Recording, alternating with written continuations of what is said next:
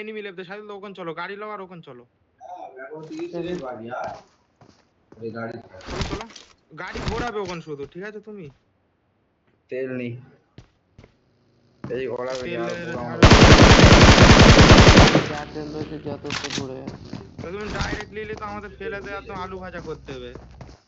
উপর থেকে মেরে যায় এর থেকে আর এখানে এনিমি অত তর্ক করিস কেন ওপরে চলে